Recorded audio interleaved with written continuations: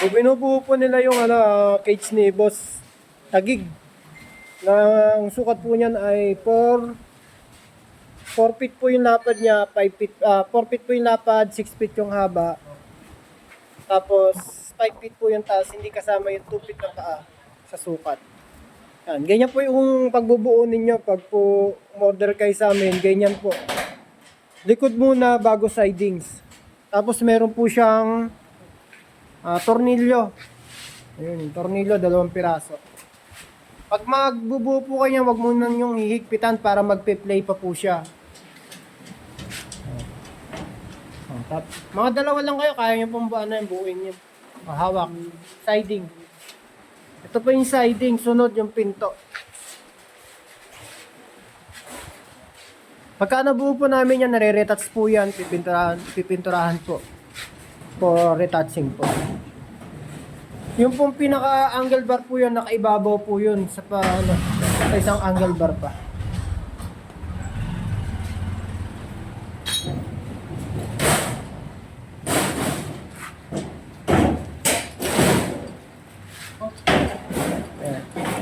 Ayan yung angle bar na isa. Lalagyan siya ng tornilyo. Baba pre.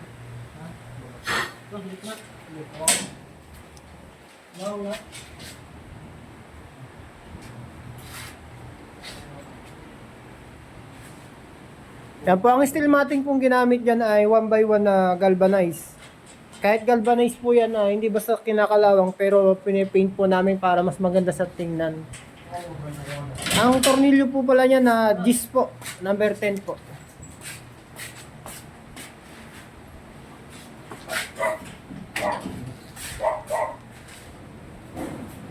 Sunod po, pangalawang ilalagay yung siding sa kabilang gilid. Panoorin nyo po to para kung in case na umorder po kayo or may gagawa po kayo, magpapagawa po kayo, may idea po kayo, kaya sineshare ko po yan kahit paano, at yung ibang mga welder, may idea sila paano gumagawa ng collapsible cage. Marami po kaming trial and error dyan bago namin, hindi pa naman totally perfect yan bago namin na guarantee na okay na, marami kaming trial and error. Meron kaming gawa ulit hanggang medyo na perfect na namin. Basta pag magbo-bolt po kayo, wag nyo munang hihigpitan yung tornilyo.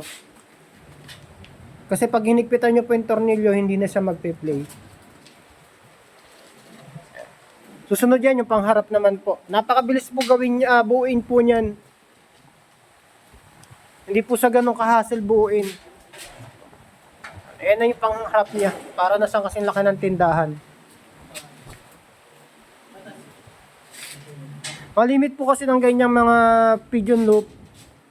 Binubuo po yan sa sa rooftop. Malimit po yan sa rooftop binubuo.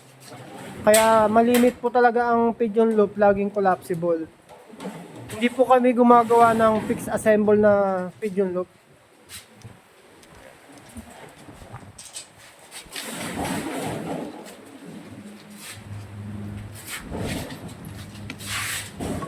Ayan po yung pinaka-tornilyo nyo.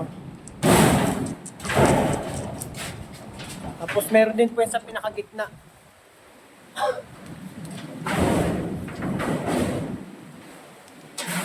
Tapos pansinin nyo po mga to po, meron po sang sabitan ng trapal dito sa walang colored sheet. Meron po sang sabitan ng trapal.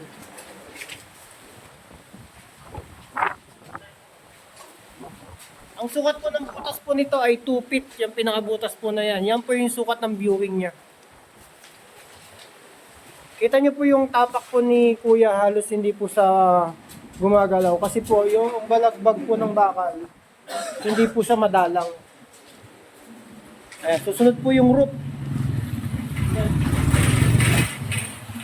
Binubuo po namin, pero yan po, babaklasin pa po namin yan pag isasakay na sa mga truck.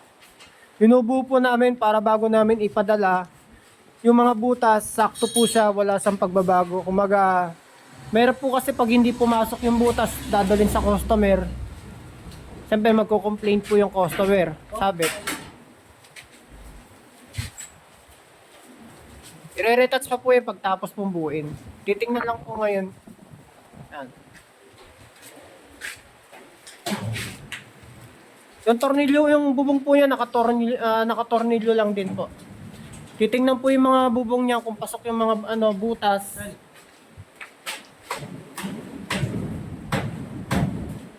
Tapos ayun po yung viewing niya, yun. Sinasabit lang po siya dito. Ayan, nakahook po siya dyan. Ayan. Tapos may mga tornilyo po yan. Yung wood box kasya dyan. Kasya doon sa butas doon.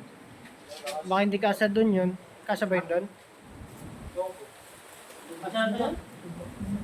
Kasya? Kasya yan. Ayan. Sinasabit lang po yung pinaka-viewing na yan. Sunod nyo na yung wood box.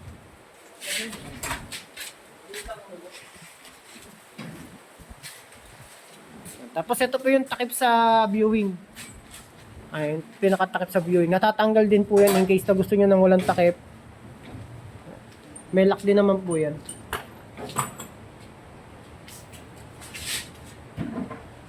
Saan?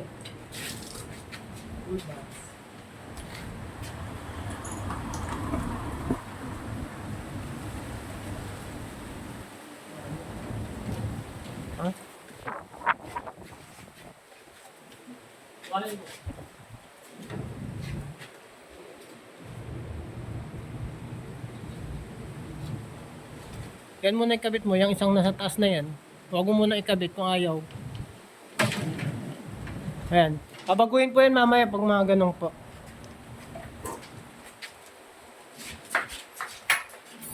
Ito na po yung pinaka wood box niya.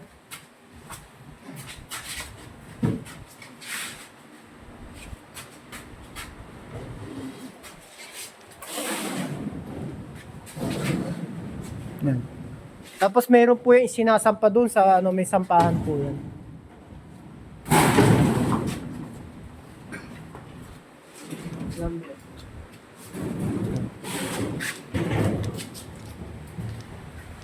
Yan po yung sinasampa dyan. Sa alambre. Hawakan mo nga yan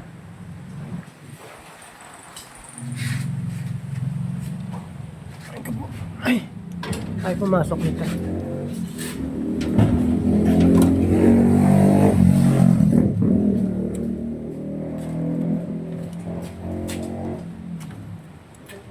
Nabengkong to.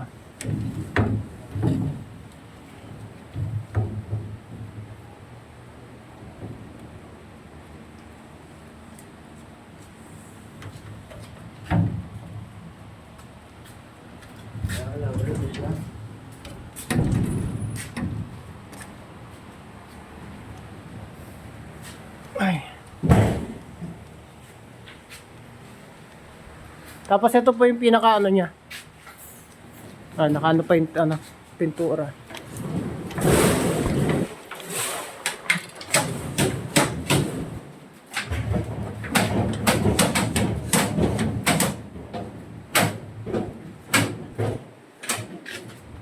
Ito yung pinaka-release niya. Release.